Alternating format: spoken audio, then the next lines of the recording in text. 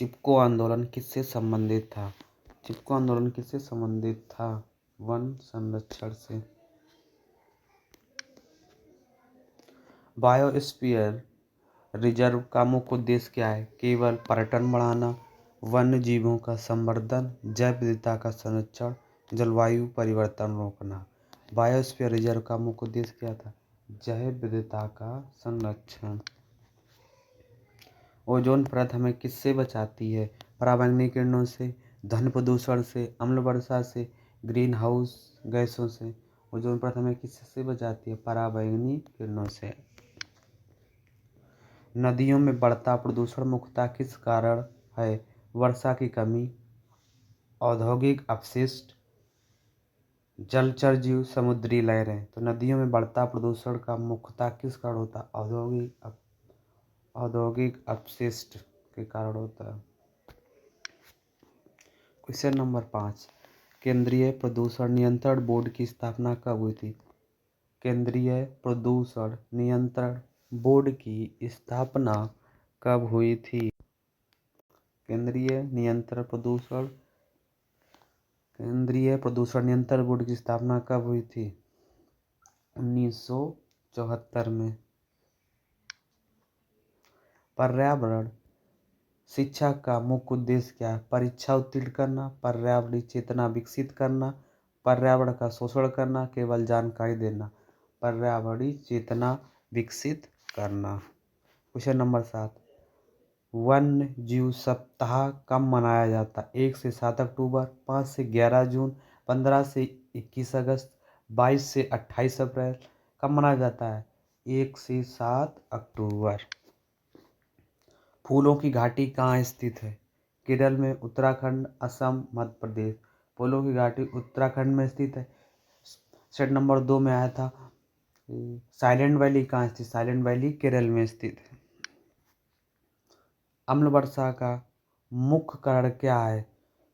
CO2 और CH4, SO2 और NO2 और O2, CFC। अम्ल वर्षा का मुख्य कारण क्या है? SO2 और NO2, सल्फर डाइऑक्साइड, नाइट्रिक अम्ल। पृथ्वी दिवस कब मनाया जाता है? 5 जून, 22 अप्रैल, 1 दिसंबर, 15 अगस्त। पृथ्वी दिवस कब मनाया जाता है? 22 अप्रैल को। गंगा एक्शन प्लान कब प्रारंभ हुआ? ये सेट नंबर 2 में आया था, इसीलिए हमने इसको दोबारा आया, इसीलिए हमने इसको रेड से कर दिया। कब मनाया जाता है गंगा एक्शन प्लान? 1985, 1990, 1988, 1992। कब मनाया जाता है? 1985 में।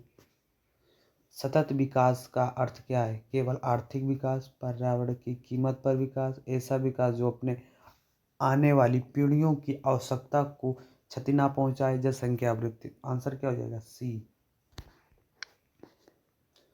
जलवायु परिवर्तन, क्वेश्चन नंबर 13, जलवायु परिवर्तन किस कारण से होता है? सूर्य की किरणें, ग्रीन हाउस गैस, ओजोन परत, समुद्री लहरें। ठीक है, और जलवायु परिवर्तन किस कारण होता है? ग्रीन हाउस गैसों के कारण। क्वेश्चन नंबर 14, राष्ट्रीय उद्यान घोषित करने का उद्देश्य है? पर्यटन को बढ़ाना, वन्य जीव संरक्षण, कृषि उत्पादन, जनसंख्या नियंत्रण। राष्ट्रीय उद्यान घोषित करने का उद्देश्य है वन्य जीव संरक्षण। निम्न में से कौन प्राकृतिक संसाधन नहीं है? वायु, जल, मिट्टी, प्लास्टिक। क्या नहीं है? प्लास्टिक। निम्न में से कौन प्राकृतिक संसाधन नहीं है? क्वेश्चन रिपीट हो गया है। प्लास्टिक। इको क्लब का कार्य है खेल प्रतियोगिता, पर्यावरण जागरूकता फैलाना, कला प्रतियोगिता, धन संग्रह करना। तो इको क्लब का कार्य है, क्वेश्चन आंसर बी, पर्यावरण जागरूकता फैलाना। क्वेश्चन नंबर 17, कौन सा प्रदूषण अस्थायी होता है? ध्वनि प्रदूषण, जल प्रदूषण, वायु प्रदूषण, मृदा प्रदूषण। कौन सा प्रदूषण अस्थायी होता है? तो आंसर क्या हो जाएगा इसका? बताओ। इसका आंसर हो जाएगा ध्वनि प्रदूषण। पृथ्वी की सबसे ऊपरी परत कहलाती है? पृथ्वी की सबसे ऊपरी परत क्या कहलाती है? मेंटल, कोर, क्रस्ट, ओजोन क्या कहलाती है? सबसे ऊपरी परत क्या? क्रस्ट क्या कहलाती है? क्या 3 परत होती हैं?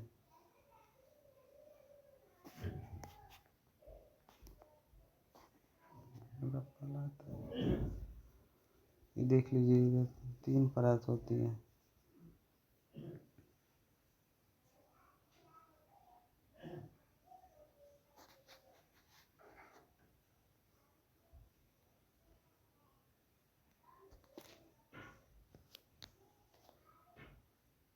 Crust, mental, core. ये क्रस्ट होती है, ये मेंटल होती है, ये कोर होती है। तो ऊपरी परत कौन सी हुई? क्रस्ट। क्वेश्चन नंबर 18, सौर ऊर्जा किस प्रकार की ऊर्जा है? नवीकरणीय, अनवीकरणीय, परमाणु और रासायनिक। तो सौर ऊर्जा कौन सी ऊर्जा है? नवीकरणीय। हरित गृह प्रभाव का मुख्य कारण है ऑक्सीजन की कमी, ग्रीन हाउस गैसों की अधिकता, नाइट्रोजन की वृद्धि, अम्ल वर्षा। तो हरित गृह प्रभाव का मुख्य कारण क्या है? ग्रीन हाउस गैसों की अधिकता। क्वेश्चन नंबर 21, प्रोजेक्ट टाइगर कब प्रारंभ हुआ था? 1972, 1973, 1980, 1980। तो प्रोजेक्ट टाइगर कब प्रारंभ हुआ था? 1973। 1972 में बताइए आप लोग कमेंट करके क्या प्रारंभ हुआ था? पिछली क्लास में बताया हमने। क्वेश्चन नंबर 22, राष्ट्रीय पर्यावरण नीति कब बनी है? 1990, 1992, 2006, 2008। कब बनी है? 2006 में। संधारणीयता का अर्थ है सीमित उपयोग, अनियंत्रित उपयोग, पुनः उपयोग व संरक्षण, नष्ट करना। तो ऑप्शन इसका क्या हो जाएगा सही? सी नंबर, पुनः उपयोग व संरक्षण। क्वेश्चन नंबर 24, निम्न में से कौन सा वन्य जीव संकटग्रस्त नहीं है? बाघ, शेर, गाय, हाथी। तो कौन सा नहीं है? गाय। क्वेश्चन नंबर 25, पर्यावरण प्रदूषण की रोकथाम में शिक्षक की भूमिका है? जानकारी देना, व्यवहारिक उदाहरण देना, छात्रों में जिम्मेदारी की भावना जगाना। क्या आंसर होगा? उपरोक्त सभी। क्वेश्चन नंबर 26, वाटर हार्वेस्टिंग का अर्थ है पानी बेचना, जल संग्रह करना, जल प्रदूषण, जल नष्ट करना। तो आंसर क्या हो जाएगा? जल संग्रह करना। क्वेश्चन नंबर 27, पृथ्वी पर सर्वाधिक जल कहाँ है? नदियों में, झीलों में, समुद्रों में, हिमनदों में। इसमें कंफ्यूज थे समुद्रों में और हिमनदों में, लेकिन सबसे ज़्यादा कहाँ है? समुद्रों में। क्वेश्चन नंबर 28, पेड़ पौधों का कटाव बढ़ने से क्या प्रभावित होता है? वर्षा, जल स्तर, मृदा अपरदन। अब पेड़ पौधे हम लोग काटेंगे तो उससे वर्षा भी कम होगी, जल स्तर भी कम होगा, और मृदा अपरदन में मृदा का कटाव भी अधिक होगा। तो आंसर क्या हो जाएगा? उपरोक्त सभी। पर्यावरण अध्ययन का मुख्य दृष्टिकोण क्या है?